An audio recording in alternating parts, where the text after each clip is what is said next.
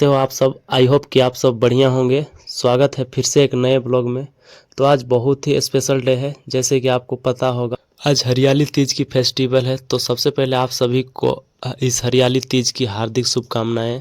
चलिए आज हम लोग जानते हैं पंडित जी से कि हरियाली तीज क्यों मनाया जाता है।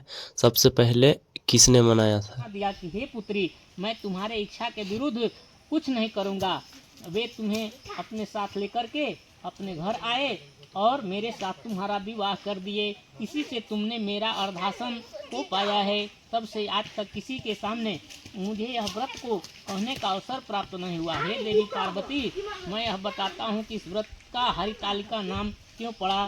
तुमको सखियाँ हर ले गई थी, इसी से हरितालिका नाम पड़ा। पार्वती जी ने कहा कि हे प्रभु, आपने नाम तो बताया, अब इसकी विधि भी बताइए। इसका क्या पुण्य है, क्या फल है, यह व्रत कौन करे।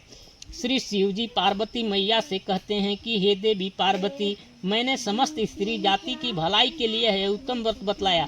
जो स्त्री अपने सौभाग्य की रक्षा करना चाहती है वह यह यत्नपूर्वक व्रत को करे।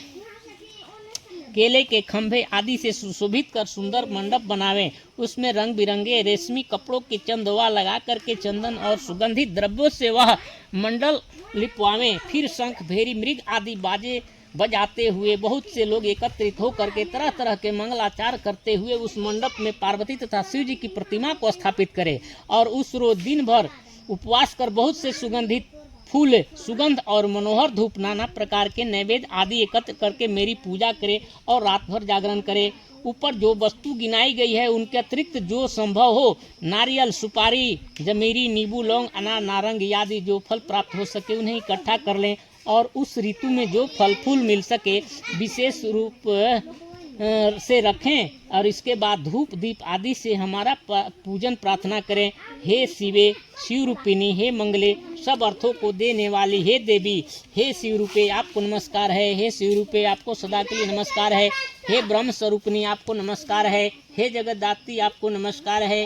हे सिंहवाहिनी, संसार के भय से भयभीत मुझ दिन की रक्षा करे और इस कामना की पूर्ति के लिए मैंने आपकी पूजा की है।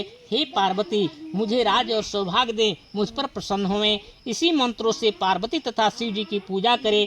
इसके बाद विधि पूर्वक कथा सुनो और ब्राह्मण को जो यथासंभव हो वस्त्र, गौ, सोना आदि का दान करना चाहिए और इस तरह से एक चित्त हो करके स्त्री पुरुष दोनों को एक साथ पूजन करना चाहिए। फिर वस्त्र आदि से जो कुछ हो उसका संकल्प करें। हे देवी, जो स्त्री इस प्रकार पूजन करती है वह सब पापों से छूट जाती है और उसे 7 जन्म तक सुख तथा सौभाग्य प्राप्त होता है।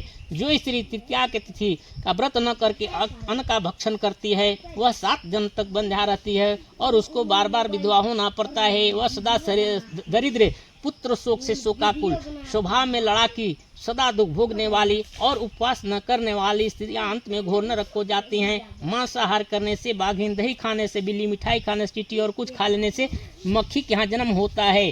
तीज को अन्न खाने से सुकरी, फल खाने से बंदरिया, पानी पीने से जोग, दूध पीने से सांप पीना और उस रोज सोने से अजगरी, पति को धोखा देने से मुर्गी होती है। इसलिए सभी स्त्रियां व्रत को अवश्य करें और दूसरे दिन स्वर्ण, चांदी, तांबा अथवा बांस की पात्र में अन्न भर करके और ब्राह्मण को दान करना चाहिए और इसके बाद पारण करना चाहिए।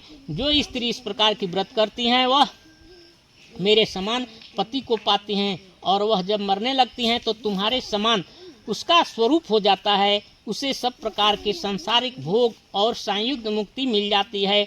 इस हरितालिका व्रत का कथा मात्र सुन लेने से प्राणी को 1000 अश्वमेध और सैकड़ों वाजपेयी जप करने का फल प्राप्त होता है। हे देवी पार्वती, मैंने यह सब व्रत में उत्तम व्रत बतलाया जिसके करने से प्राणी सब पापों से छूट जाता है, इसमें कोई संशय नहीं है।